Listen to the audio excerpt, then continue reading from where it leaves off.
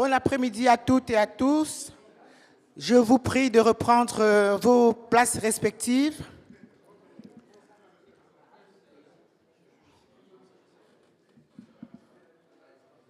Parce que nous allons suivre la table ronde sur le rôle de la formation professionnelle dans la gestion durable des forêts du bassin du Congo.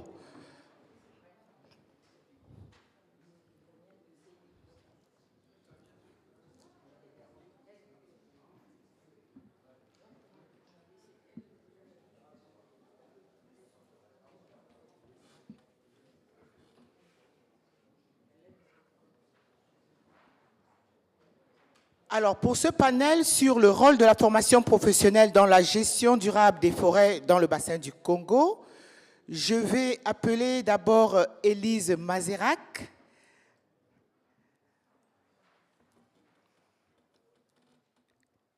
qui va nous présenter l'importance de la formation continue dans les forêts du bassin du Congo. Nous avons suivi tout à l'heure deux thématiques très importantes. Prenez place, Élise. Nous avons suivi tout à l'heure deux premières thématiques très importantes. L'une sur la gestion durable des forêts et l'autre sur le point à propos des projets carbone. Et nous avons bien vu qu'il y a plusieurs problématiques qui se posent. À la fois la gestion des populations riveraines, les méthodologies, il y a la question de la qualité des crédits carbone.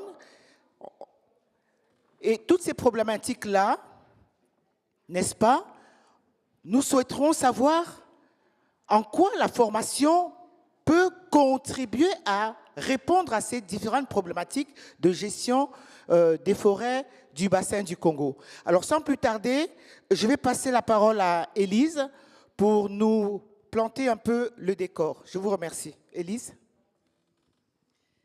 Merci Hortense.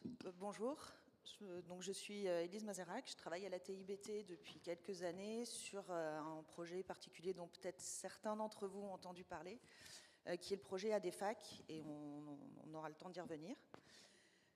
Pour introduire les discussions sur le rôle de la formation professionnelle et la question de la formation dans la filière qui nous intéresse, je vais d'abord rappeler rapidement ce que c'est que la formation pro. C'est un outil qui permet de s'adapter tout au long de son parcours professionnel, que ce soit pour accéder à un emploi, mais aussi pendant le temps de vie professionnelle et après, de pouvoir évoluer dans son emploi, de pouvoir en changer, se maintenir à un niveau de compétence et changer aussi d'emploi. On va parler de formation professionnelle, mais on va parler en particulier de formation professionnelle continue. Et ça, c'est la formation qui s'adresse particulièrement aux adultes en situation de travail.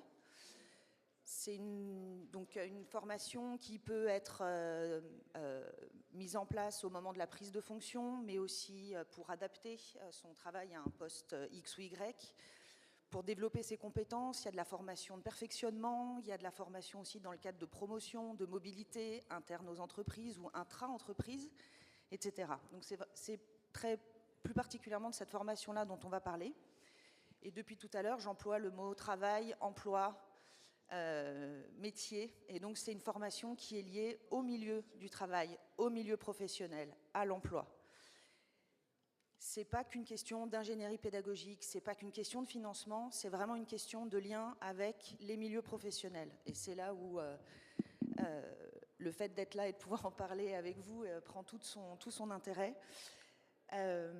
C'est qu'il y a les questions d'ingénierie bien sûr, mais il y a beaucoup les questions de gouvernance partenariale entre les institutions de formation, le secteur privé, les pouvoirs publics pour piloter la formation professionnelle.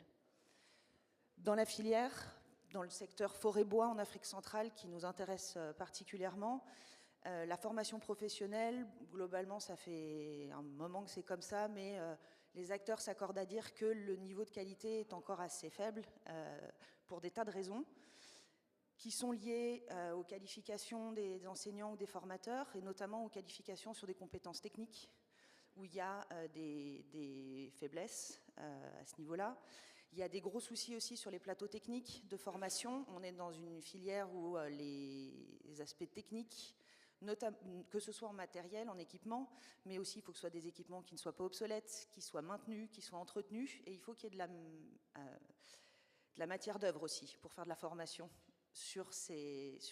dans les métiers de la filière. Et donc c'est tout un écosystème, je dirais, technique qui doit être présent, adapté, entretenu et mis à jour régulièrement et qui fait souvent défaut. Il y a des programmes qui sont souvent aussi encore un peu obsolètes, pas adaptés aux besoins, qui ne suivent pas les évolutions de la filière et du secteur. La problématique de la transformation industrielle aussi est encore trop peu prise en compte dans les programmes de formation, dans les institutions de formation.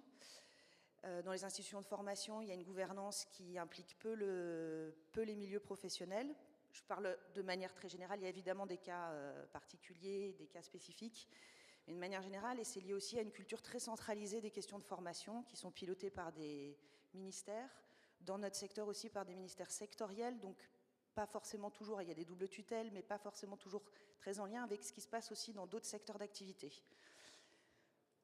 En parallèle, on est dans un secteur, la forêt, le bois, où les entreprises ont historiquement joué un rôle super important en matière de formation, pour des questions aussi, je dirais, géographiques, très éloignées des centres urbains. Le recrutement s'est fait aussi beaucoup localement, et il y a eu des vraies activités de formation mises en œuvre dans les entreprises, en lien avec aussi les organisations professionnelles, pour contribuer à qualifier la main-d'œuvre qui va être nécessaire à atteindre les besoins de production de l'entreprise.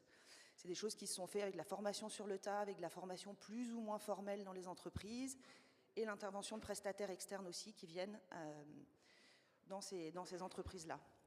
Et puis la filière, elle est confrontée aussi à des problèmes de recrutement, d'attractivité des métiers. La formation professionnelle en Afrique centrale, comme dans beaucoup de pays, c'est un peu sous-coté, sous-considéré. Donc, comme je disais, géographiquement, c'est aussi des métiers où on est loin des centres urbains, il y a des conditions de travail qui ne sont pas forcément évidentes, et du coup, ça contribue aussi à ce manque d'attractivité des métiers dans la filière. Je pense que les entreprises, avec ADEFAC, on travaille essentiellement sur 4 pays, mais il y a des contributions financières des entreprises à la taxe professionnelle, à la formation, etc., mais avec des retours qui sont peu ou pas existants pour les entreprises de la filière. Et puis ensuite, il y a aussi des résistances au changement dans les milieux professionnels.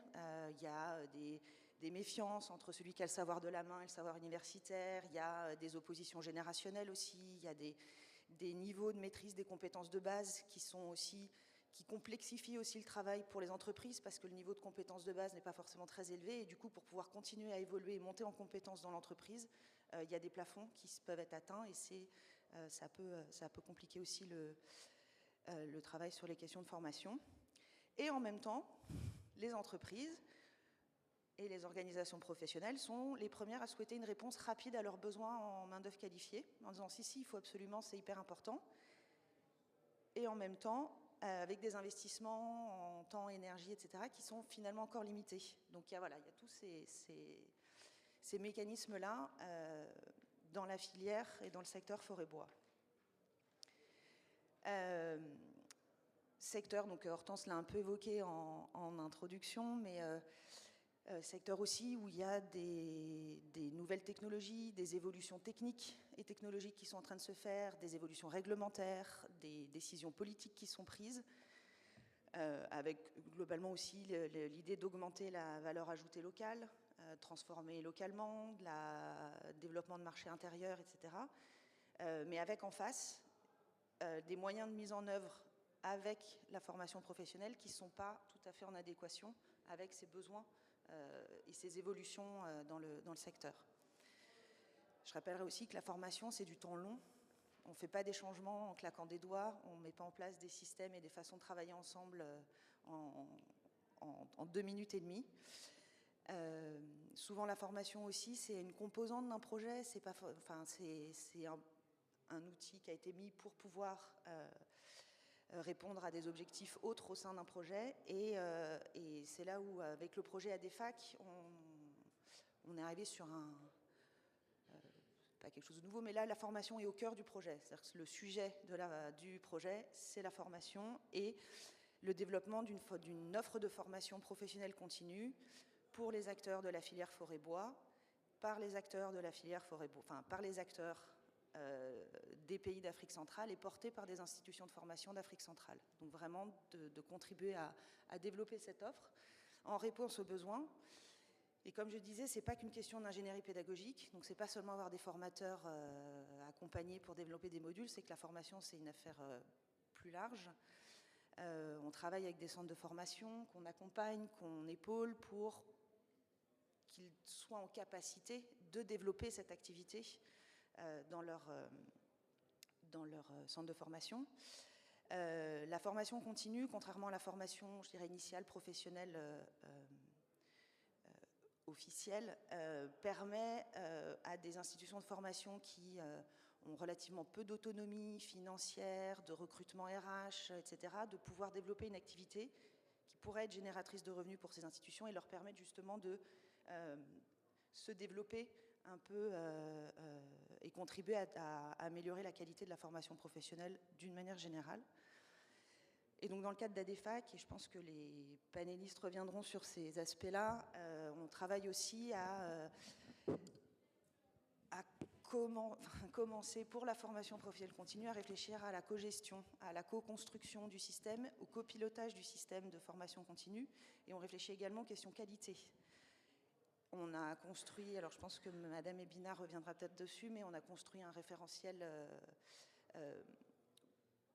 commun aux institutions de formation, aux organisations professionnelles qui sont mobilisées dans le cadre du projet, et aux administrations des forêts, du bois, de la transformation des PME, de la formation professionnelle, etc., pour se mettre d'accord sur quelques critères qui pourraient convenir à tous pour reconnaître que tel ou tel module de formation serait de qualité. C'est un premier pas aussi pour se mettre d'accord sur ce qu'on entend par processus, comment on justifie qu'on a parlé avec les entreprises privées pour dire que c'est un besoin de formation auquel l'institution va répondre, etc.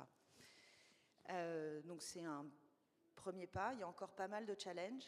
Et donc pour conclure, avant de laisser la parole aux panélistes, je dirais qu'il y a 4 points particulièrement importants pour moi. Pas de formation professionnelle, comme je disais, sans le secteur privé. Indispensable, non seulement comme prescripteur. Vous n'êtes pas là que pour exprimer des besoins, mais c'est véritablement aussi pour prendre une part de responsabilité dans le pilotage, dans la gestion, dans l'orientation stratégique et aussi dans l'évaluation des compétences en sortie. Qu'il n'y ait pas seulement une mobilisation en amont, voilà, mais qu'il y ait aussi une mobilisation en aval et dans tout le processus de formation. Mais pour que le secteur privé prenne sa place, il faut absolument que les institutions publiques acceptent d'en déléguer une part de responsabilité et d'en transférer une part de responsabilité au milieu professionnel. Ça ne peut pas marcher, voilà, parce que pour le moment, on a véritablement des liens qui se font, et ces liens se font sur du volontarisme de certains acteurs et certains individus, mais il faut vraiment que les institutions publiques aussi acceptent de déléguer une part de responsabilité. Et pour cela, il faut que les pouvoirs publics aient une vision claire et coordonnée en interne, interministérielle, mais aussi coordonnée avec les appuis des partenaires techniques et financiers, coordonnée avec les orientations de développement économique des différents pays. Troisième point, donc ça rejoint un peu ce que je disais tout à l'heure aussi, il faut décloisonner.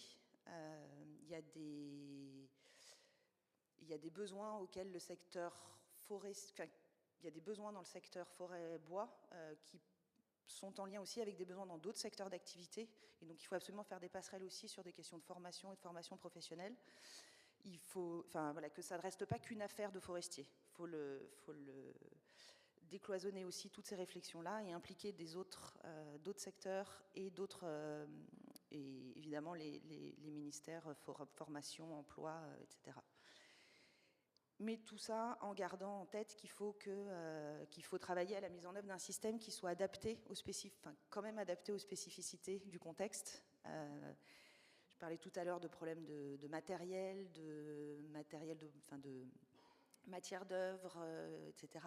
Il y a une contextualisation qui est importante pour ne pas plaquer des dispositifs qui vont se heurter à des réalités historique, sociale, administrative, logistique, etc., particulière à la filière. Voilà, je vais m'arrêter là pour ce point d'introduction et laisser la parole. Bien, merci beaucoup à Élise. On applaudit pour elle pour cette introduction. Alors, si nous avons bien compris, Élise nous a donc présenté ici l'importance de la formation professionnelle continue, en soulignant que la formation, ce n'est pas que de l'ingénierie de formation, ce n'est pas que de l'ingénierie pédagogique. Il s'agit en fait d'un système, d'un écosystème dans lequel il est question d'une gouvernance partenariale à la fois entre le marché, c'est-à-dire le secteur privé, les institutions de formation et également les administrations publiques. C'est-à-dire qu'il faut une volonté politique pour la mise en place d'un système adéquat de formation professionnelle continue. Autrement, il y a quelques constats qui ont été faits, une faiblesse de compétences techniques, mais également une faiblesse au niveau des plateaux techniques des institutions de formation. Elle a également évoqué les initiatives telles que le projet ADEFAC, qui justement renforce les capacités en mettant, en incitant la co-construction de modules de formation continue par les différents acteurs. Ça crée un partenariat, ça crée une certaine dynamique. Et il y a des avancées d'ADEFAC qu'il faudrait pérenniser. Elle a également parlé du rôle important des administrations et des interventions au niveau local. Et sur ce point, je veux enclencher avec les différents panélistes que sont Alain Thiotop de ATBT Congo. S'il te plaît, Alain, peux-tu nous rejoindre? Madame Ebina et Monsieur Jacques Sou. Nous allons justement passer la parole à Monsieur Jacques Sou, justement, parce que nous voulons savoir, en fait, dans quelle mesure la formation continue, Monsieur Jacques, est un outil dans le développement de l'entreprise.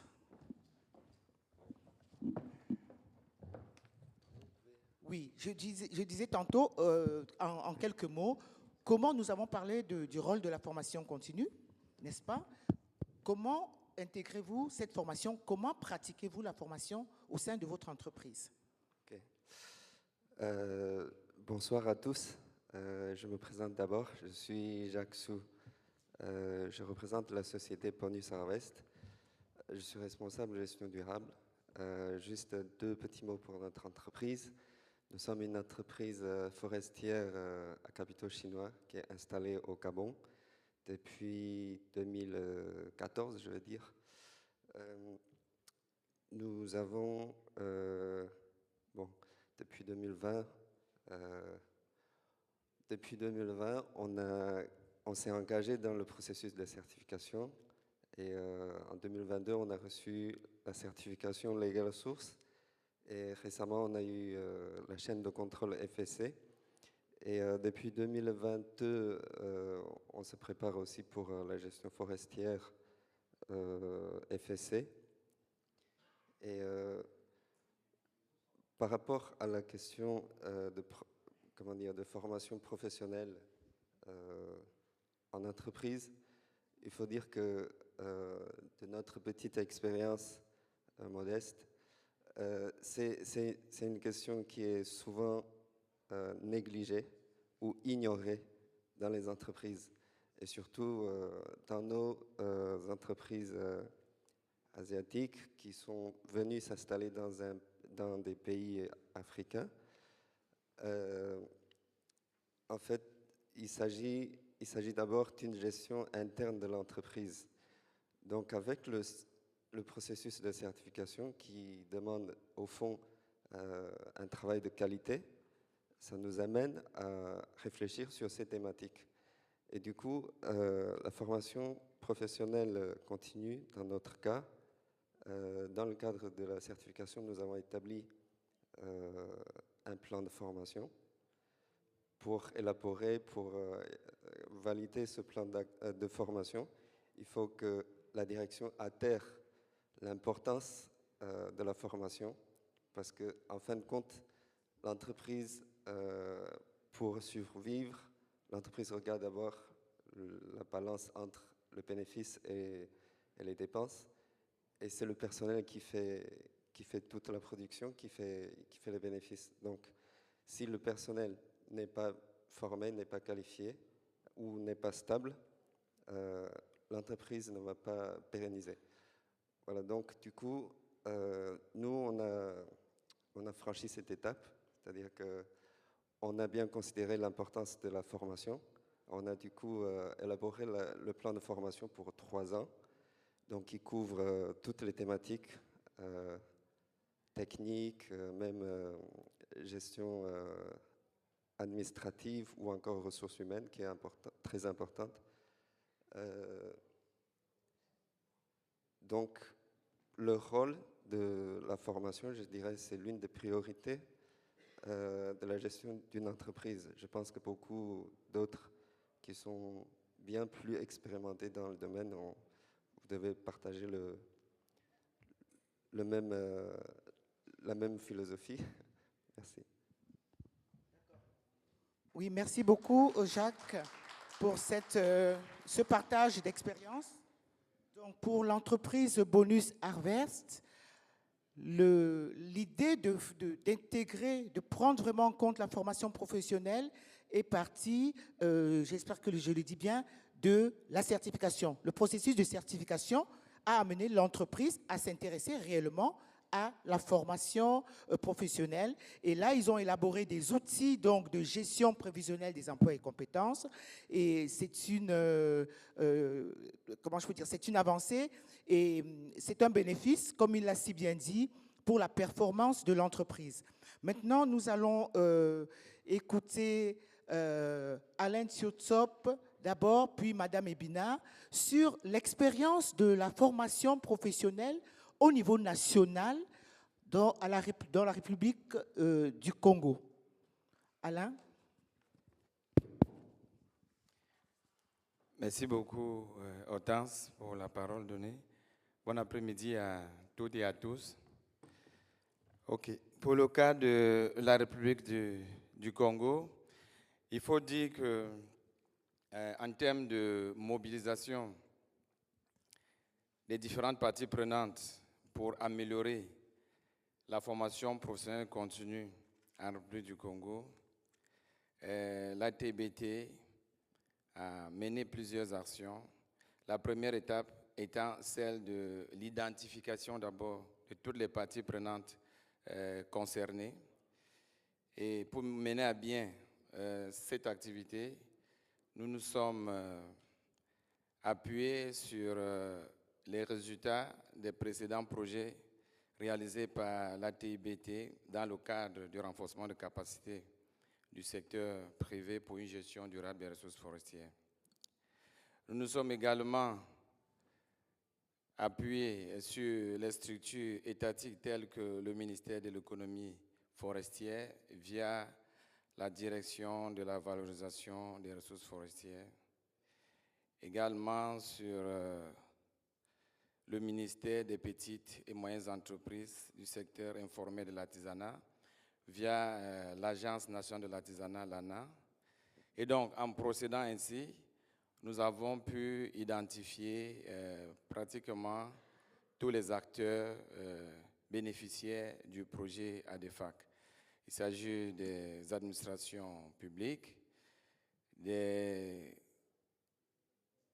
instituts de formation membres ou non du RIFEAC, mais également des différentes fédérations du secteur forestier, les fédérations des grandes entreprises, Fédération Forêt Unibois, Fédération des moyennes entreprises, Fédération des grandes entreprises, c'est-à-dire la Fédération Forêt Unicongo, autant pour moi, la Fédération des moyennes entreprises Unibois, mais également les différentes associations des menuisiers et les clusters bois.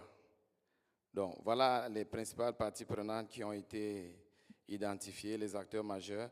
Et par la suite, nous avons donc procédé aux différents ateliers sur l'ensemble du territoire national, dont un atelier à Brazzaville, un atelier au nord du pays, à Ouesso, et un atelier dans le sud, à Pointe-Noire.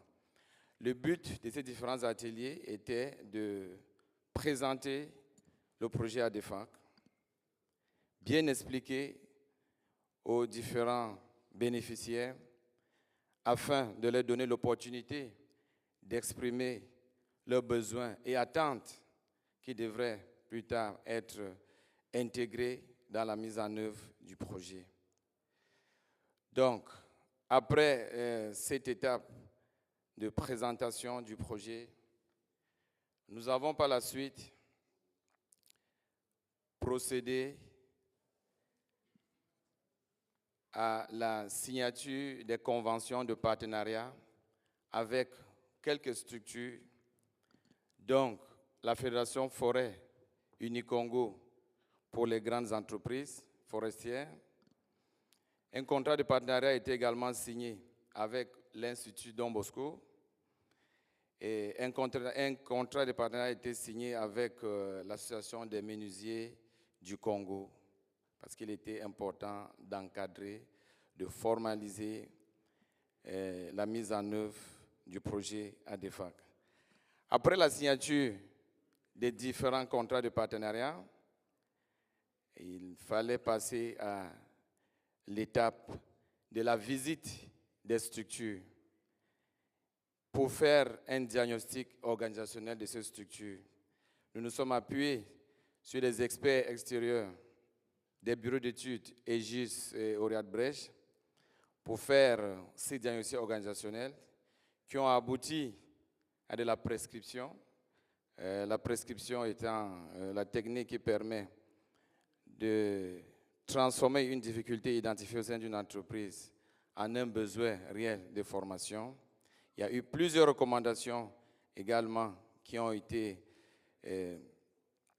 élaborées pour améliorer l'organisation de ces différentes structures. Alors, comme principaux résultats du projet au niveau de la République du Congo, on va dire qu'il y a eu 2 sessions de formation du personnel des entreprises forestières en gestion prévisionnelle des emplois effectifs et compétences, beaucoup plus le personnel du département des ressources humaines. Il y a eu également, tout récemment, une formation des membres du cluster bois en conduite de ces choix et 3 sessions de formation des formateurs. À ce jour, nous avons réussi à former plus de 60 formateurs, des formateurs sur des thématiques prioritaires qui ont été retenues comme étant des besoins prioritaires en termes de formation, de renforcement de capacités pour les bénéficiaires de ce projet. Également, nous avons procédé à plusieurs formations-actions. Le but des formations-actions étant d'aider les formateurs formés à finaliser les modules de formation qui, plus tard, seront validés au sein du groupe de travail thématique qui va être présenté tout à l'heure, avant le déploiement sur le terrain. Il a noté également que, après les formations-actions, nous avons évolué, nous nous sommes rendus compte que les formateurs formés avaient encore beaucoup de lacunes et donc nous avons modifié l'intitulé de la formation-action et aujourd'hui, le thème technique qui a été retenu, c'est le coaching technico-pédagogique pour arriver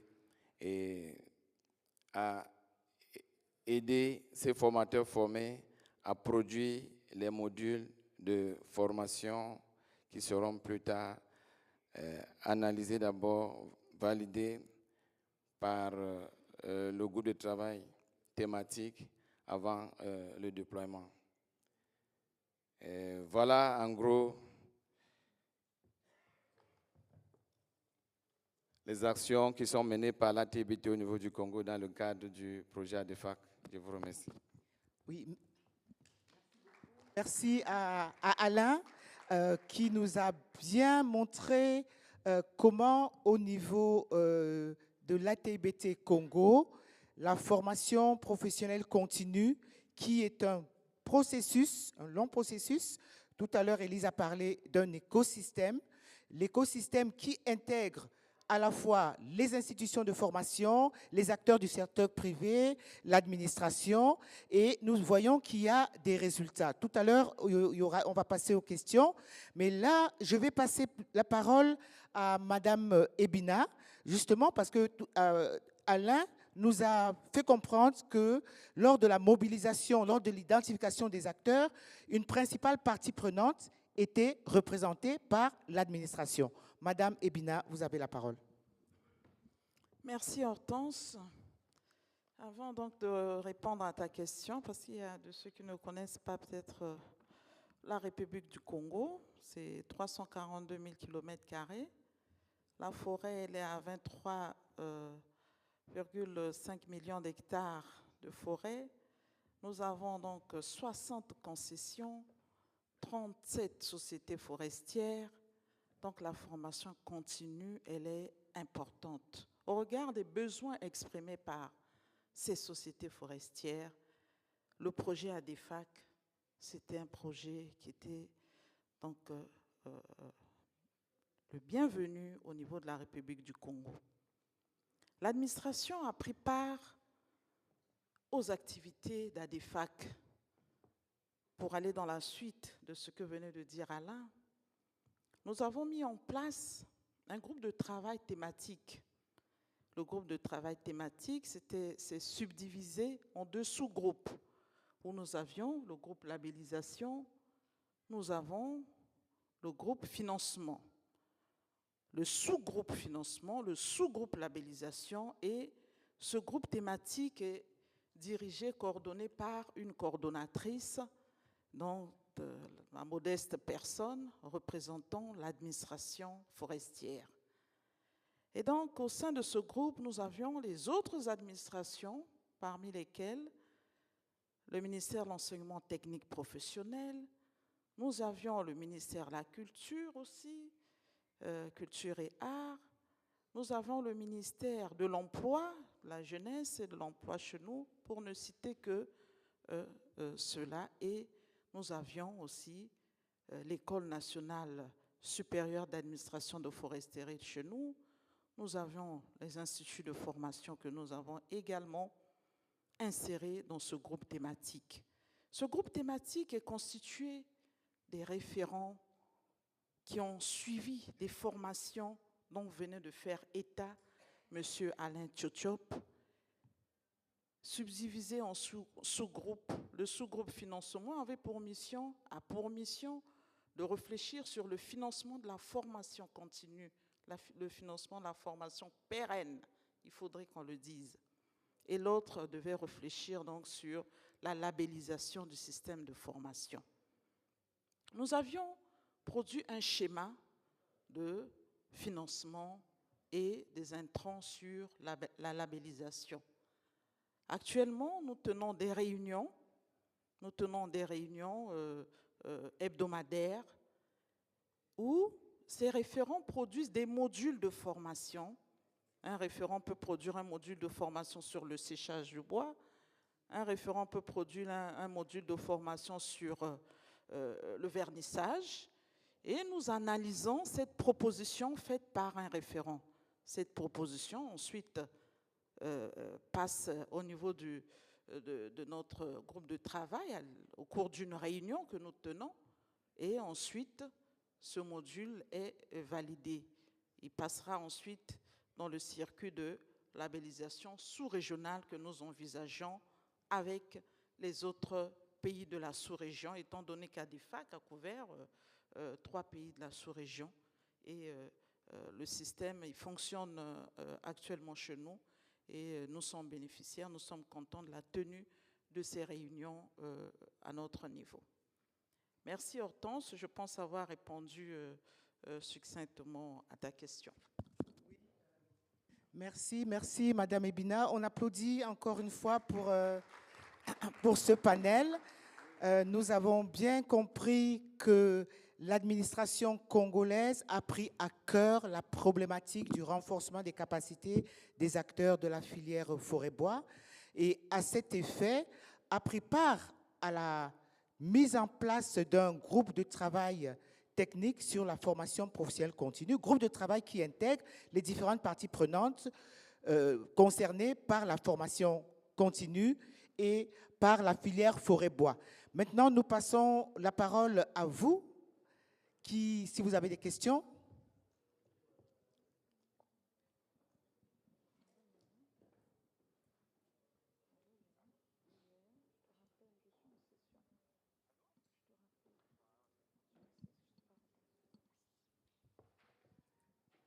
Alors, nous allons prendre, faut l'ouvrir. Nous allons prendre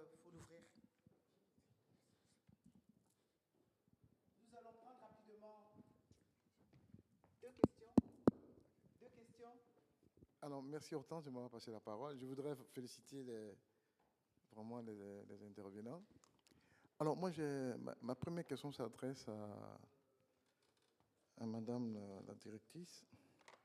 Je voudrais savoir, est-ce qu'au Congo, il existe un mécanisme de financement pérenne de la formation professionnelle?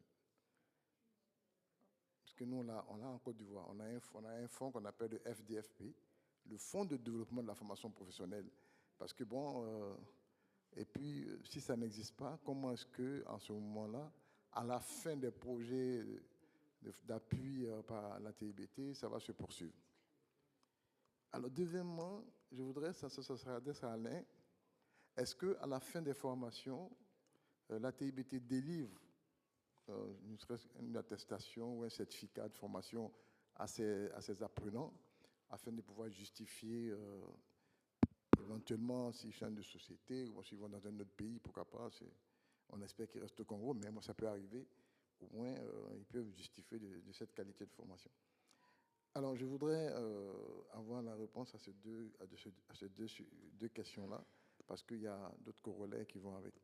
En tout cas, merci.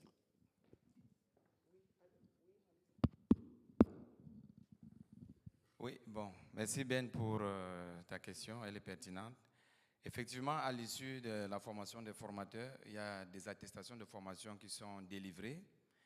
Mais plus tard, lorsque les modules de formation sont produits, sont élaborés par les formateurs, il y a des certificats, en ce moment-là, de formation qui leur sont délivrés. Donc, voilà. Ces certificats sont-ils validés par l'administration? Juste savoir si les certificats sont des certificats ATIBT ou c'est des certificats qui sont reconnus par l'administration parce que vous êtes en partenariat.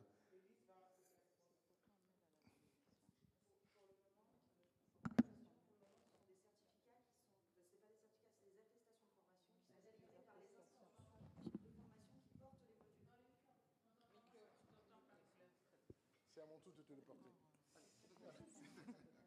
Merci. Je disais, pour le moment, ce ne sont pas des certificats en tant que tels, au sens de certificats qui correspondent à des diplômes ou à des titres professionnels, etc.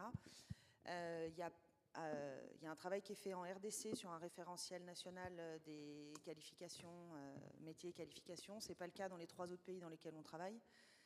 Donc, ces outils-là, je dirais, structurants aussi de la formation professionnelle n'existent pas encore. Et donc, nous, avec ADEFAC, on passe par le biais de la formation continue pour déjà engager le rapprochement entre des institutions de formation et des entreprises qui ne se parlaient pas ou peu, voilà, et engager un vrai travail de co-construction, de discussion, de copilotage. Donc pour le moment, ce sont des attestations de formation délivrées par les institutions qui ont construit et qui portent les modules. Mais comme le disait Alain, les formations qui sont organisées, je dirais, par le projet, où on fait intervenir des formateurs extérieurs en formation de formateurs, etc., celles-là, c'est des attestations signées par les formateurs, par l'opérateur et par ATIBT RIFEAC. Voilà. Bien, merci Élise, la précision assez claire. Il y a 2 types de formations. Les formations ADEFAC, c'est ADEFAC qui signe, ATBT, et les formations construites par les formateurs et les institutions de formation, y compris le secteur privé, sont signées par les les institutions qui portent ces formations, parce qu'elles ont un agrément, elles sont légales. Voilà. Bien, une dernière. Il y a une Ah oui, question pardon, sur, excusez.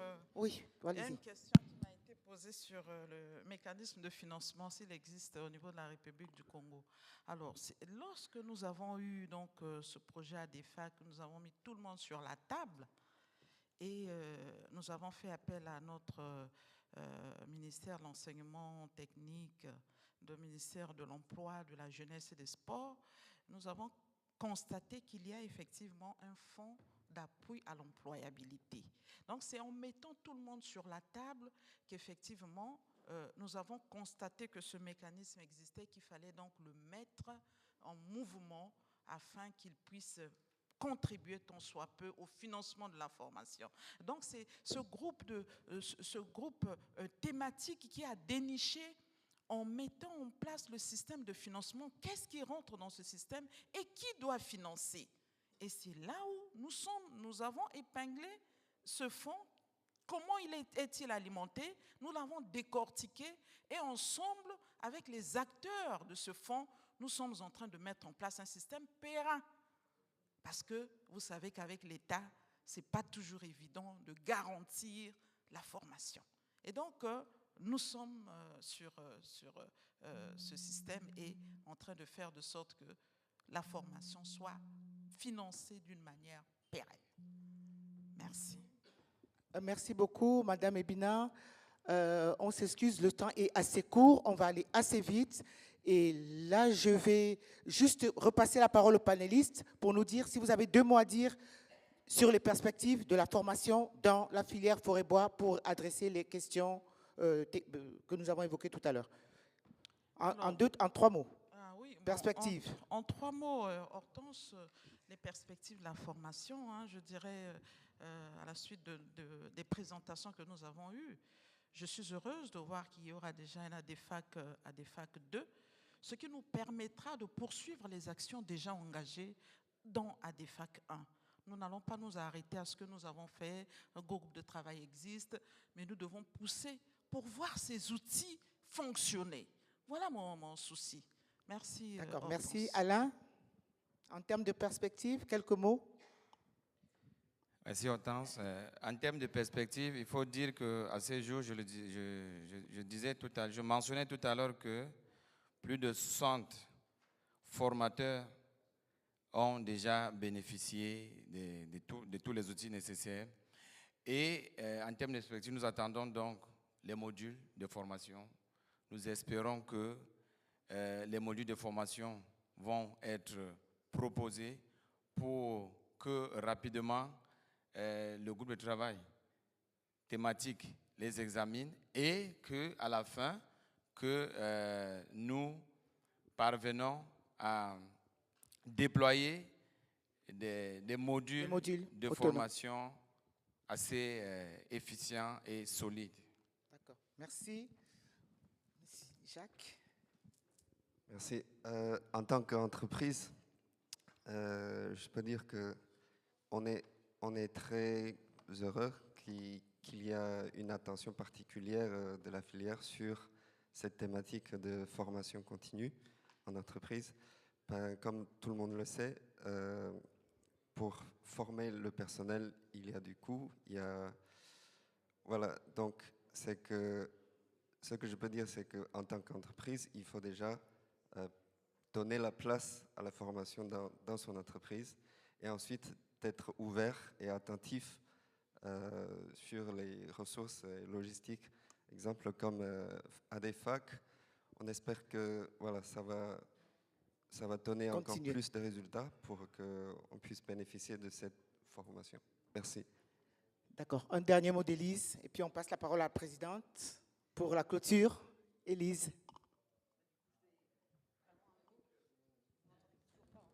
Voilà. Juste, voilà, il y a une dynamique qui commence à se mettre en place. ADEFAC, ça fait 4 ans qu'on travaille à la mise en place de cette dynamique dans les 4 projets dans lesquels le projet se déploie. Cette mayonnaise est en train de prendre. Les modules commencent à arriver. On accompagne les centres de formation, on suit les formateurs, etc.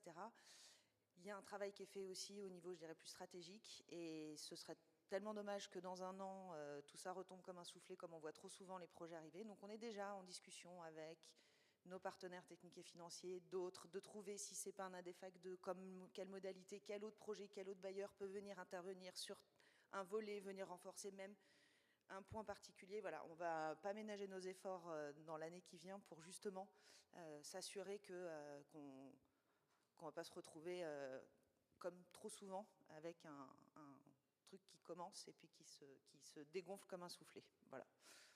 Merci beaucoup et on applaudit encore une fois pour cette table ronde. Et sans plus tarder, nous allons passer la parole à la présidente pour le mot de clôture. Fallait pas se fuir, hein? Moi j'allais encore vous dire quelque chose. Je dis toujours le meilleur homme ou femme à la bonne place. Et je crois que c'est ça. Il faut mettre des formateurs pour que cette formation puisse continuer pour toujours. Et je pense que ce projet ADFAC, j'espère que le volet 2 arrivera et permettra justement de consolider et continuer à consolider pour créer aussi des emplois durables en Afrique et éviter que toute la connaissance part ailleurs. C'était juste ma petite contribution à cette session. Alors, mesdames et messieurs, chers participants, je ne vais pas vous traîner en longueur. Voilà, nous voici à la fin de ce forum. Et je tiens à réitérer ma profonde gratitude pour votre contribution à la réussite de cet événement. Nos partenaires qui nous ont permis d'organiser ce forum, notamment le ministère allemand de la coopération, BMZ, l'Organisation internationale pour les bois tropicaux, l'Union européenne, l'AFD, le Forest Stewardship Council et le Programme for the Endorsement of Forest Certification, PEC. Tout d'abord, un immense merci à l'équipe de l'ATBT. Je l'ai déjà fait, mais je tiens à le refaire pour son travail acharné et son dévouement. Votre engagement et votre professionnalisme ont été essentiels pour organiser ce forum et en faire un succès retentissant. Je souhaite également remercier chaleureusement nos intervenants et panélistes. Vos présentations et discussions ont été d'une grande richesse et ont apporté des perspectives précieuses sur les défis et les opportunités dans le secteur du bois tropical. Un grand merci à nos traducteurs dont le travail a permis à chacun de suivre et de participer pleinement aux échanges malgré les barrières linguistiques. Votre contribution est également inestimable. Enfin, je tiens à remercier tous les participants parce que votre présence, vos questions et vos échanges ont enrichi ce forum et ont contribué à créer une atmosphère de collaboration et de partage. Ensemble, nous avons fait de ce forum un moment de réflexion et d'inspiration pour l'avenir de notre secteur. Un document de synthèse sera produit dans les jours qui viennent, document qui renseignera un lien aussi pour l'accès aux enregistrements des différentes tables rondes et aux présentations. Merci à tous et à toutes pour votre engagement et votre participation. Je souhaite bon retour à tous et particulièrement pour ceux qui sont venus des horizons lointains. Encore une bonne détente pour le week-end qui est à notre porte. Et n'oubliez pas que vous êtes à Anvers, ville réputée pour son porc et ses diamants et son chocolat, et pour son ambiance animée et sa scène brassicole exceptionnelle. Bon retour à vous tous.